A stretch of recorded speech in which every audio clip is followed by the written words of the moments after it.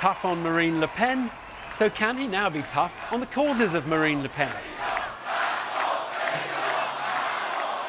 Here in France, they have a fresh start, but a lot of stale old problems to solve. Much hope rests on President Macron succeeding in reform where previous presidents have failed. It's the last bullet of the pro-globalization forces, because if it succeeds, both anti-system voting will decrease, the xenophobic one, Marine Le Pen, and the alter-globalization one, Mr. Mélenchon. But if it doesn't succeed, then the question will only be which anti-system voting will overthrow the system. And I hear from this former socialist candidate for president where this leaves the left. Does it mean the centre is now back in vogue? What does Macron's success mean for political movements outside France? In particular, what are the lessons for the British Labour Party?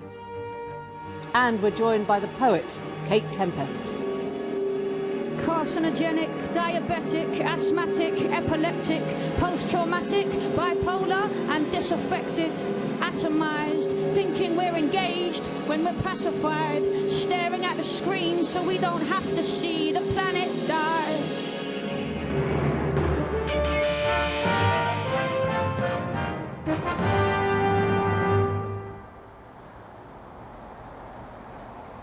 Hello, welcome back to Paris at the end of the long 2017 French presidential election and at the start of a new phase in modern French political history. Emmanuel Macron is obviously a big deal for this country, a fresh face, a reformer. He's leading a new party with a new programme, but he is also now an important player in the world. His bigger than expected win is a tonic for depressed liberal centrists everywhere. The opposite of Trump, he's a man who didn't shy away from his pro-European views, his desire to keep the border open, his belief in trade, his adherence to a tolerant, open society. Unlike some others, he beat the far right by taking on its arguments, not by taking them up. For the Front National, a very disappointing night indeed. The task of detoxifying the brand barely half complete. This video of Marine Le Pen dancing away her disappointment last night was perhaps the first step towards trying to soften the image. As for Macron, his party is his creation. It's a political startup that has reached a sky-high valuation in no time, but is yet to deliver a working product, and that is what he now has to do.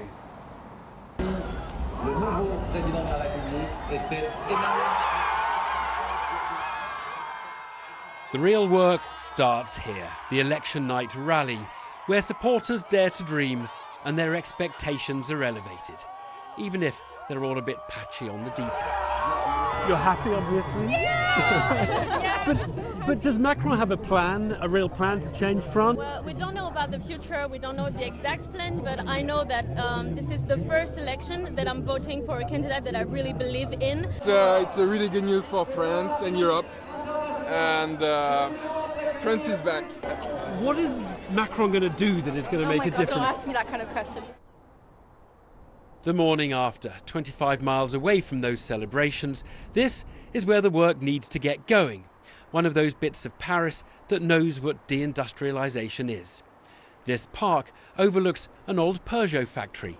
What everybody says is that Macron's problem is the Parliament, the National Assembly, that he has to get a majority there in order to get things done. And that is undoubtedly true, but that is just the half of it. Because the real problem is to come up with ideas, with policies that are actually going to work, that are going to deliver economic life to parts of the country that have had it difficult in the last few decades, and to do so on a timescale that matches people's current impatience for change. This is Aulnay-sous-Bois, where the left-wing populist Jean-Luc Mélenchon has a high level of support.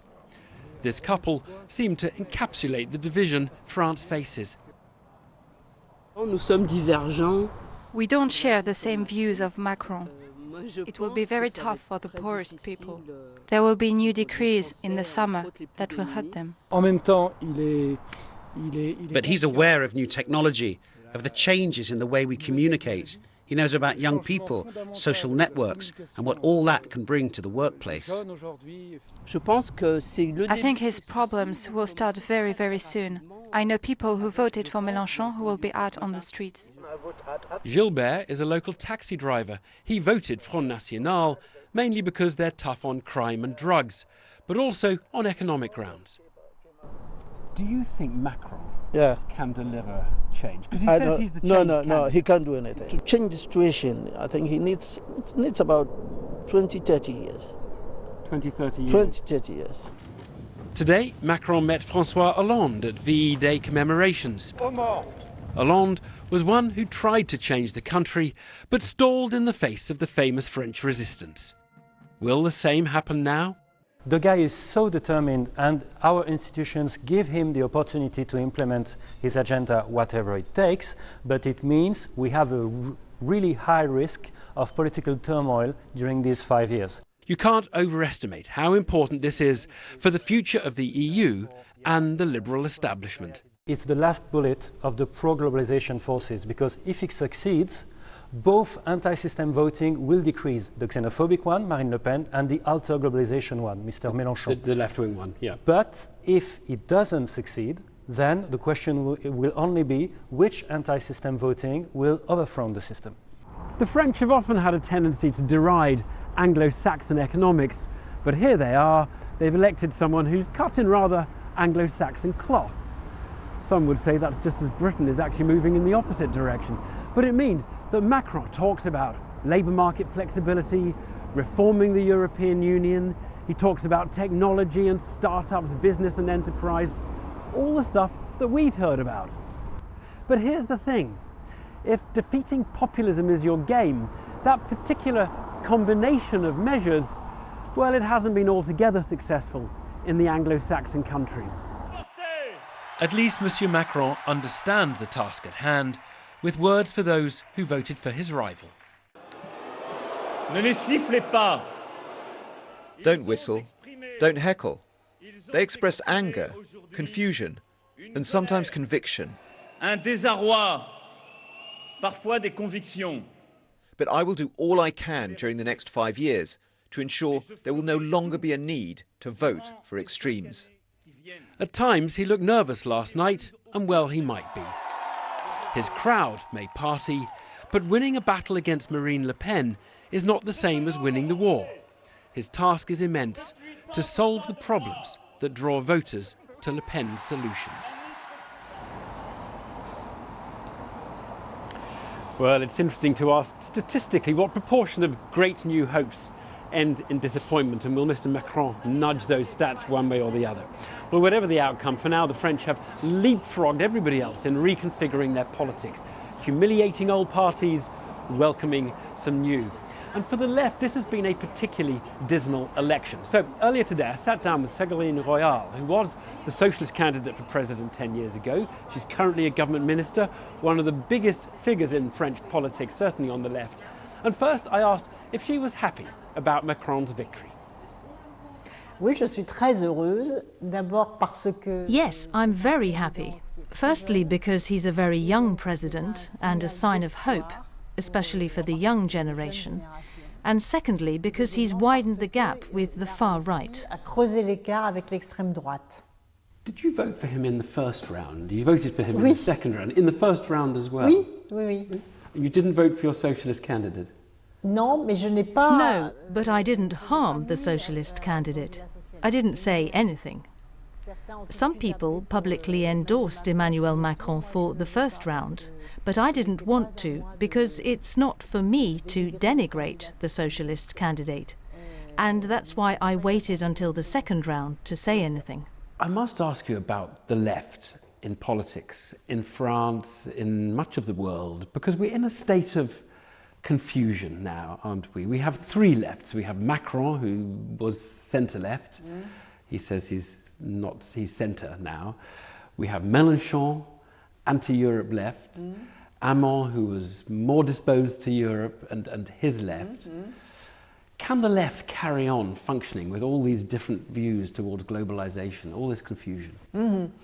Il y a une confusion parce qu'il y a une décomposition. Yes, there's confusion because the traditional parties are breaking apart, and it's the same thing on the right.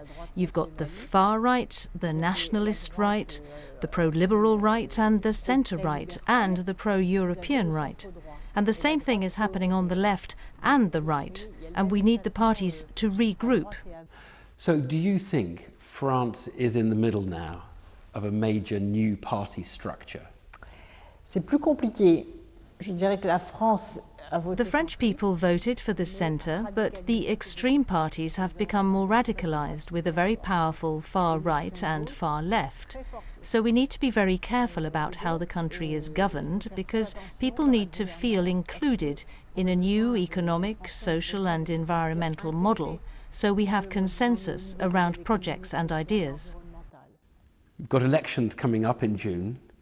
What is going to happen in those elections? Who's going to be supporting whom? I mean, are the parties going to work together after the election to support the new president if he doesn't have a majority in the parliament? How is this going to work? Ça va dépendre du résultat. It will depend on the results. We'll see next week when the candidates are known. Of course, Emmanuel Macron wants a majority in Parliament, but other politicians are considering the option of the Socialist Party and En Marche, or the Republicans and En Marche.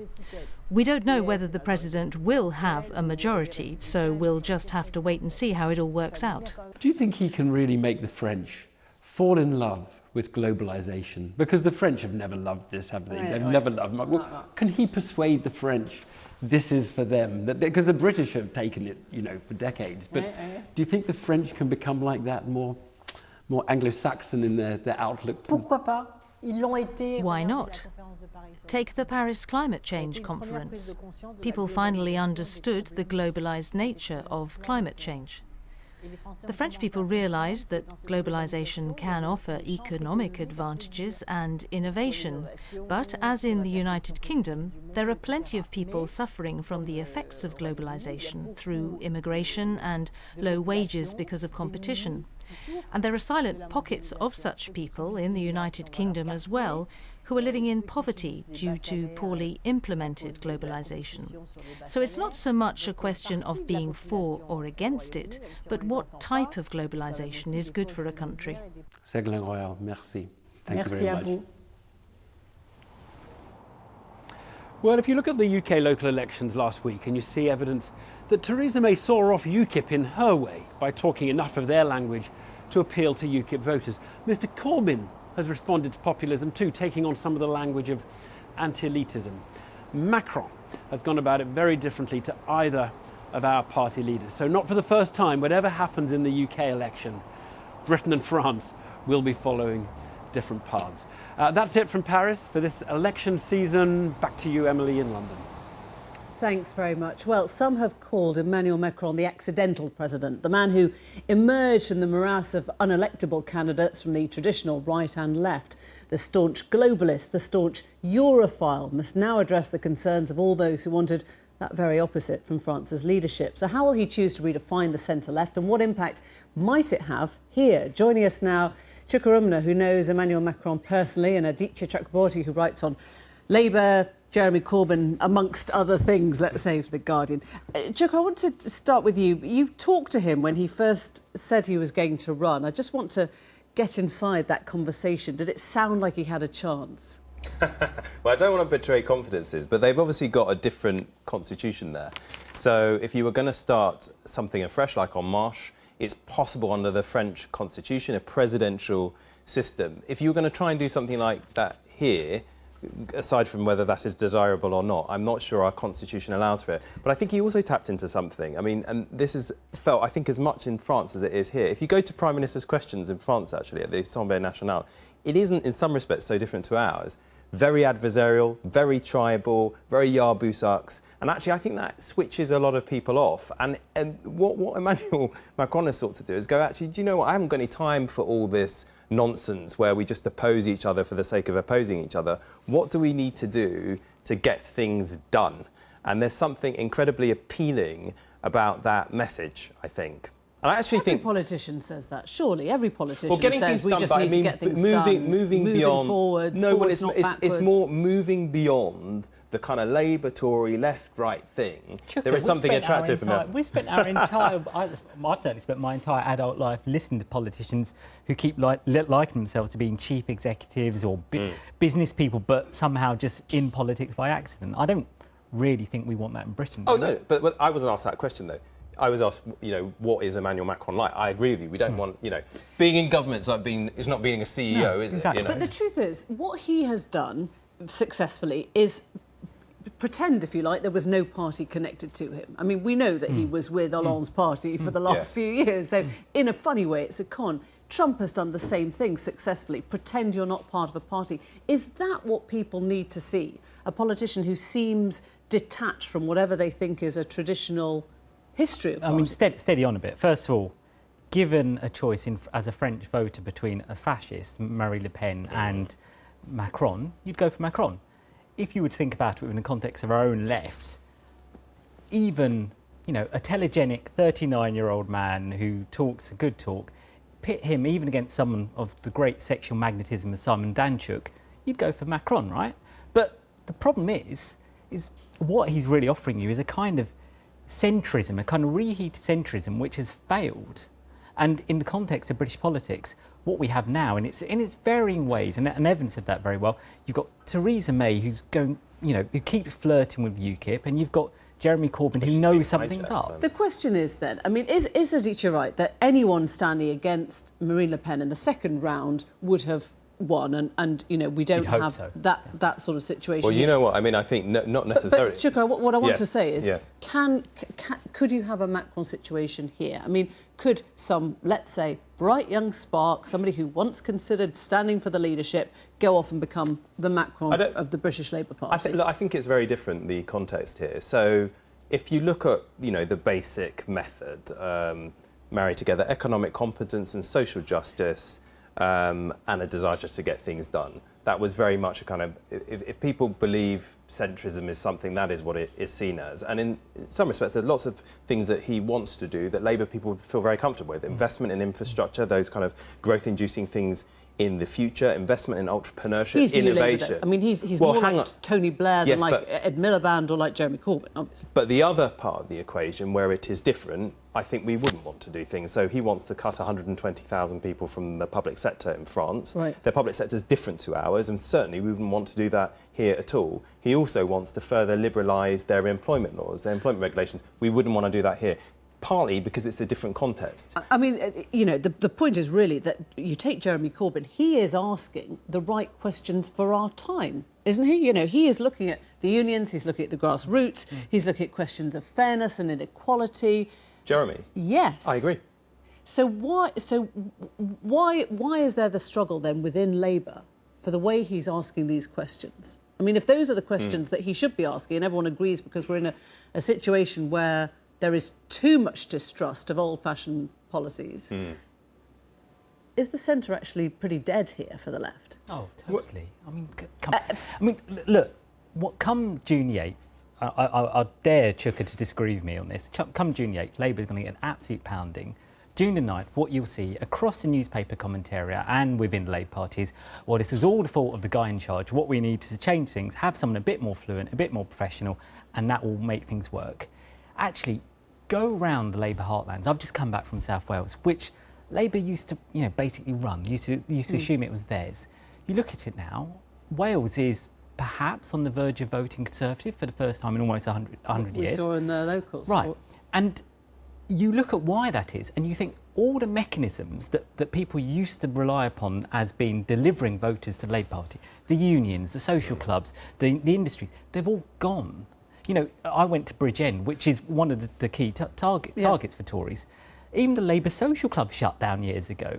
So is Jeremy Corbyn right to say that, as he did today, if he doesn't win the election in June, he said, I was elected leader and I will stay as leader, because he still believes that he's the one that speaks for the masses and the grassroots, and he's got the right message? Well, let's wait and see what the result is. No vote has been cast yet, and I think ultimately we have to think about the future of the Labour Party. At the moment, the future, we want to get the Labour Party into government. But I mean, I'll just take issue because I'm not sure, I mean, what is a centre? I mean, I don't obsess about that. What I want to do is get the Labour Party back into government. And I do agree, I think Aditya has touched on something which we won't have time to talk about on your programme. The biggest challenge that I think the Labour Party has faced is that the thing that connected it to its communities, which was a trade union movement, mass organised workplaces, that has gone. So we have to find a way of making ourselves relevant. Does it stick with Jeremy Corbyn and his type of policy? Centrist politics and economics actually have killed off the Labour heartlands, both in terms of their political mechanisms and in terms of people there just asking, but why would we vote Labour? What is it? People talk about centrism. Let's not forget. It is thinking that you can take South Wales for granted while you go flirting with Monday man and Worcester woman. But if you look but if you look, what, national minimum wage, Sure Start children's sentences, record investment in public services, that is left. Labour could have gone much further. Gentlemen, thank you both very much indeed. We've run out of time. We're going to leave Labour on one side, but we know it will say strong and we know it will say stable. Next week, we finally get to see what else is inside the Conservative manifesto. The big question, perhaps, for Theresa May is this one. Will she stick or twist? Will it be brave or boring? On the back of last week's local election results, the Conservatives could be forgiven for thinking they had a mandate to be properly radical. But will they dare? In a moment, we'll ask about immigration. First, Chris Cook looks at the fundamentals underlying the polling to see what they tell us about the campaign.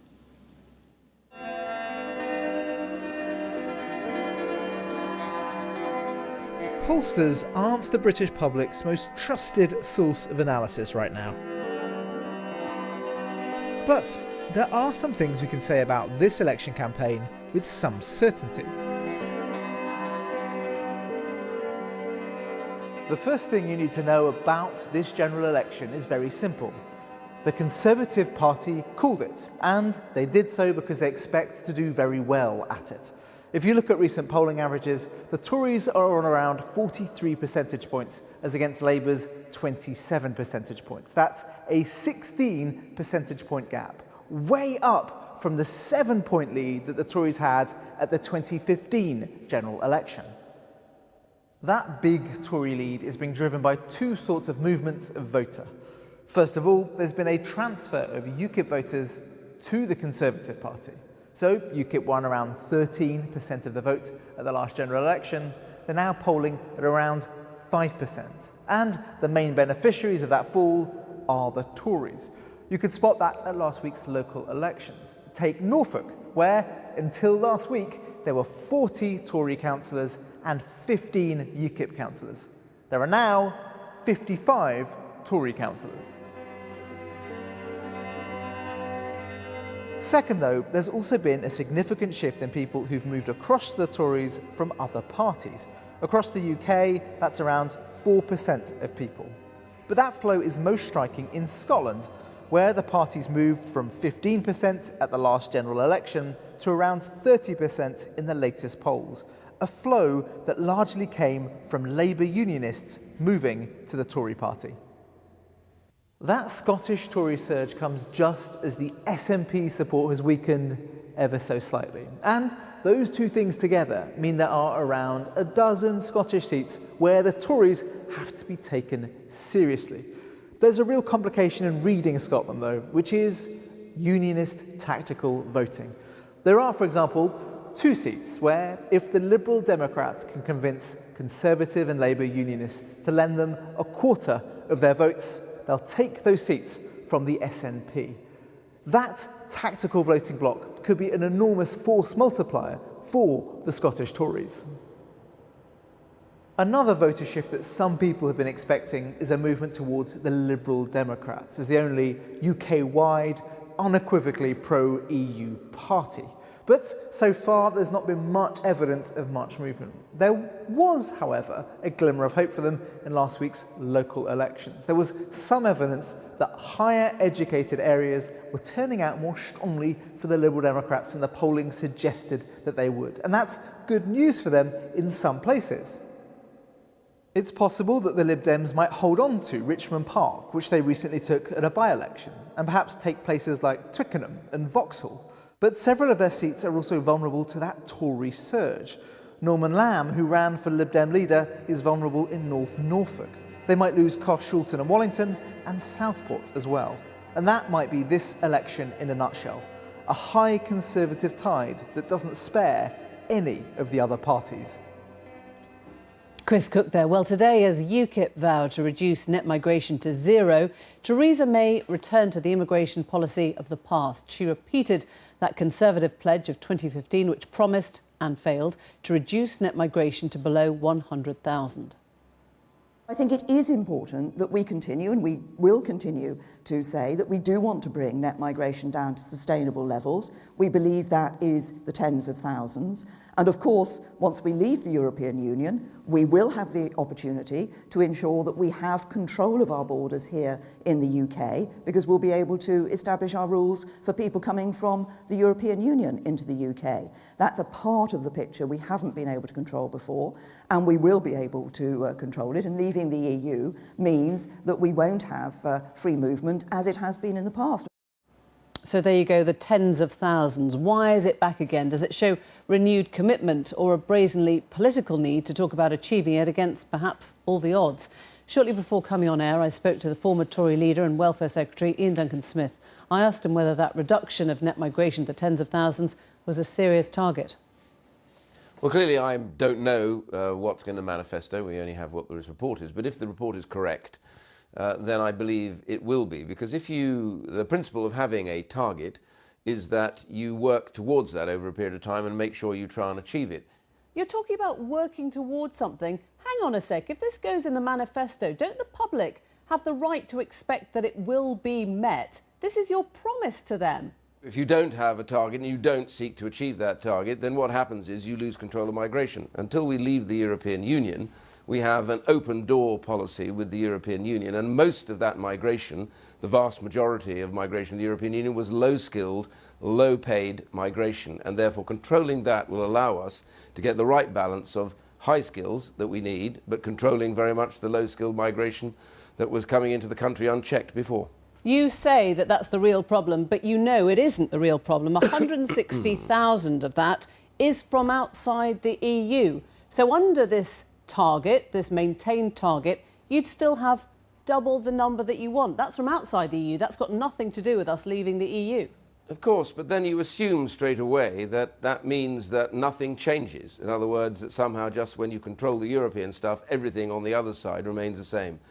The point about a new migration policy based on work permits with maybe caps, etc., involved in it means that you control all of the migration in exactly the same way, which allows you to adjust it. And that gives the government greater power to be able to control that target, to get it within their set target of tens of thousands. And I believe it is achievable. It was achievable through the 90s, and there's no reason why we shouldn't get back to it. OK, so if you want to get that down significantly, who will you not let in? Will you cut the student numbers and the money that they bring into universities? Will you cut high-value migrants, NHS staff, the people that fill valuable jobs in social care? Who's not going to come in then? Now that when we leave the European Union, we'll be able to control the whole of migration, which allows you then to have a work permit system that says, OK, the low number, high value, added value areas, such as, scientists, academics, people who are working, let's say, in the software industry or whatever, or even in intercompany transfers in the city, these are the people that are adding massive value to the economy. The problem was we had a huge number of very low value, low skilled people coming through, and these people, for the most part, were not adding value. If you look at the figures, it shows that they claim more in benefit than they did actually offer up in terms of taxation.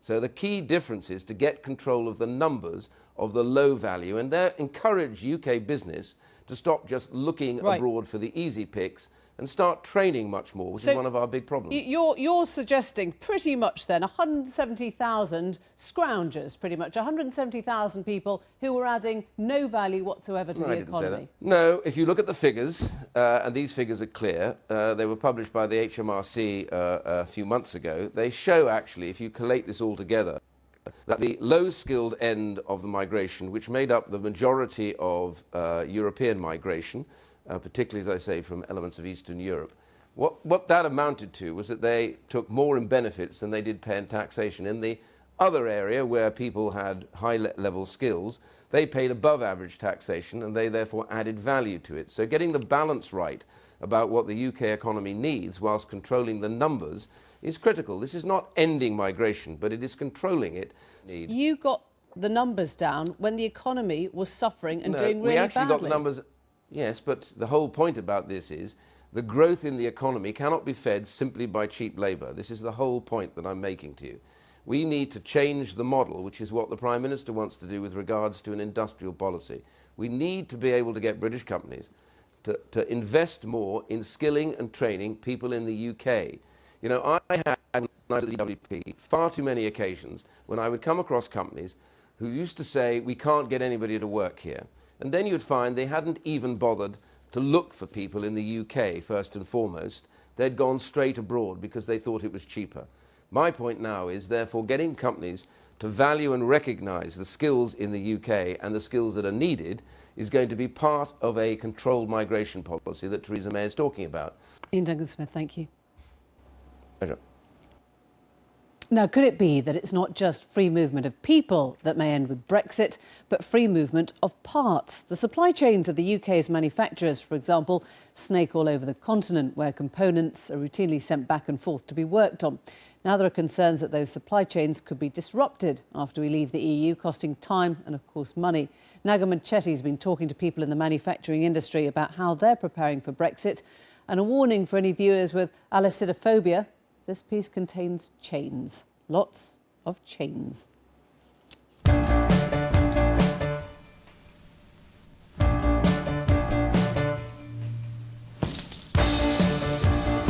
For more than 40 years, the UK has been one of the key links in the EU supply chain, forging relationships and strengthening bonds. Brexit could be about to break that chain. Manufacturers are wondering how best to maintain crucial trading links built up over decades. So far, they've enjoyed relatively trouble-free trading access with minimal regulation, paperwork, and of course, zero tariffs in the EU.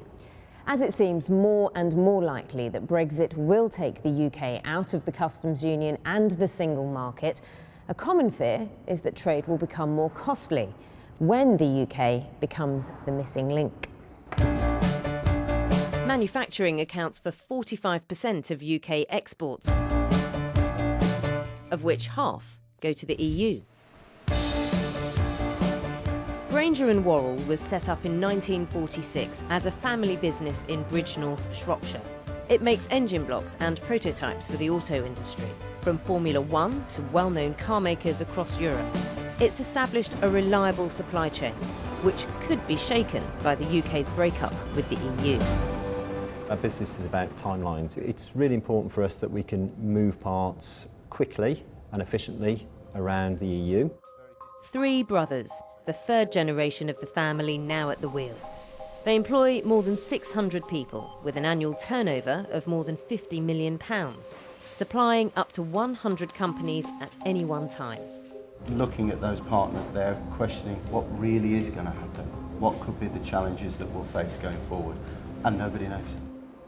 Making one of the company's engine blocks typically involves it going on a whirlwind trip around Europe as it undergoes various machining and treating processes.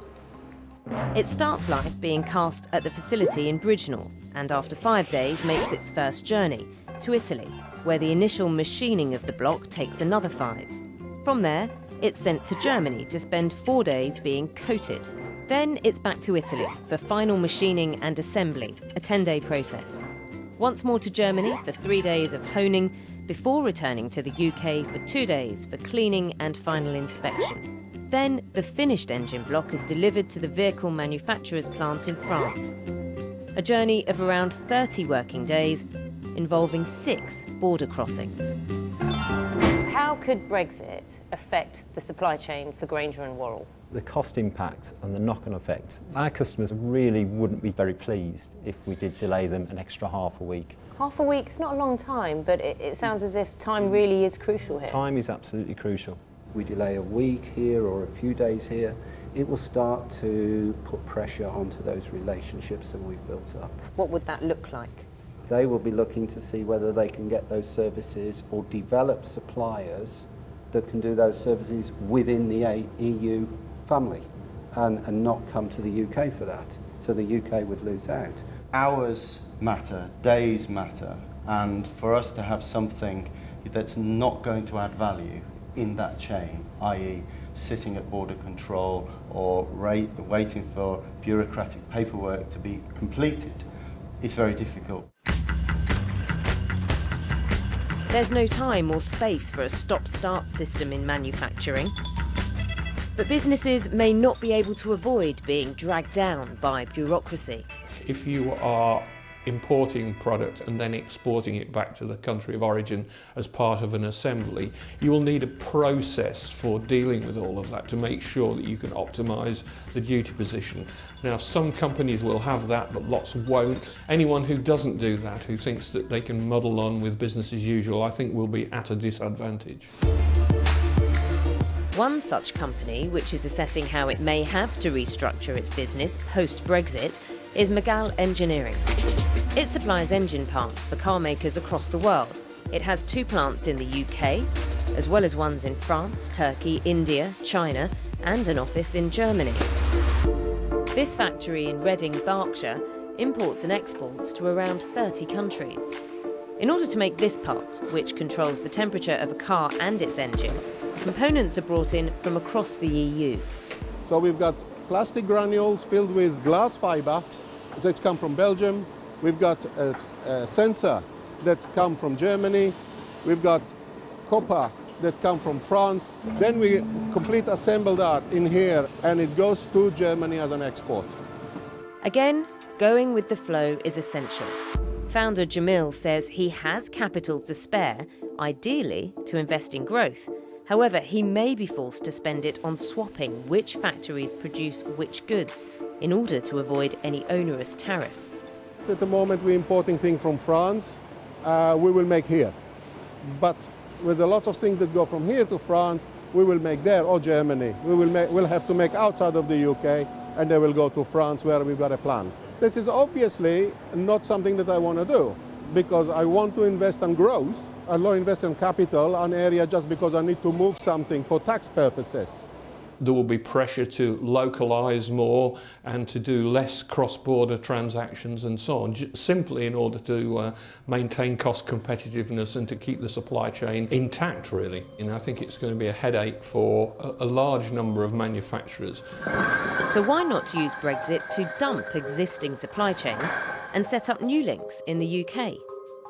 A lot of the, what you might call vocational skills that are required in mechanical engineering and electrical engineering, we just haven't trained enough of those people. We don't have them. Without skilled workers, it will take much longer than the next 2 years to build a self-sufficient infrastructure in the UK. Quite honestly, the skills gap in the UK, I don't know whether it could deliver all the requirements that we want. How long would it take? I think it's a generation. More time is wanted by the body which represents manufacturers.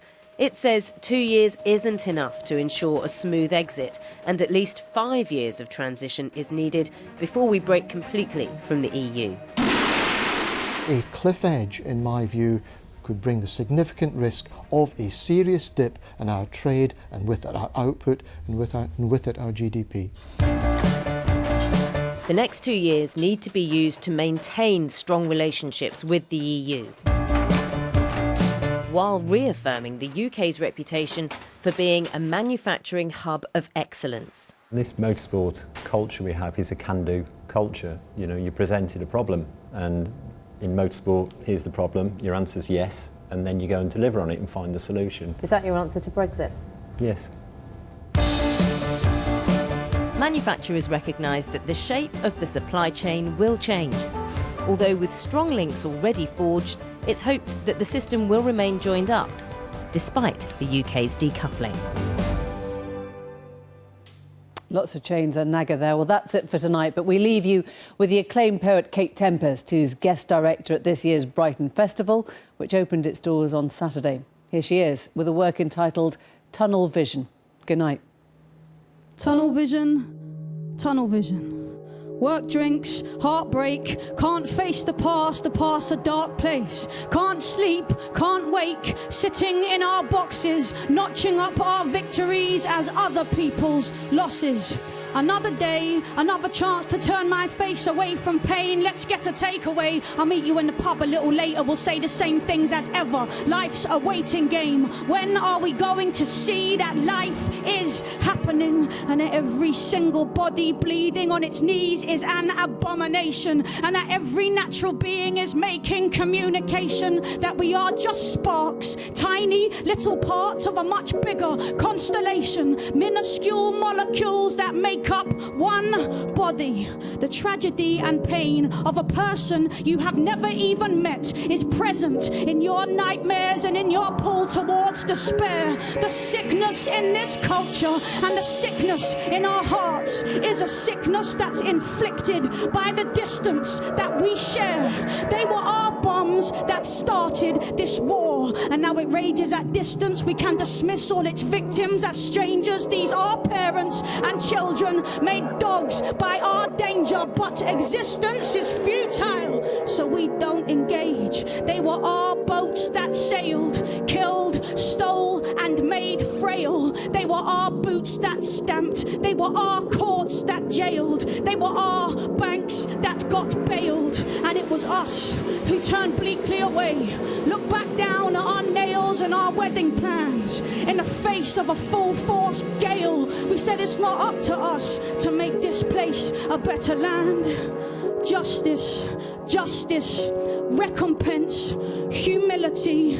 Trust is something we will never see until love is unconditional. The myth of the individual has left us disconnected, lost and pitiful. So I am out in the rain and it's a cold night in London, and I am pleading with my loved ones to wake up and love more. Staring at a stranger on their sofa, hoping one of you might hear it. Please do what you remember. Please wake up and love more.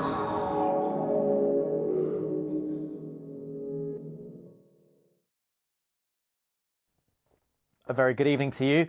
The weather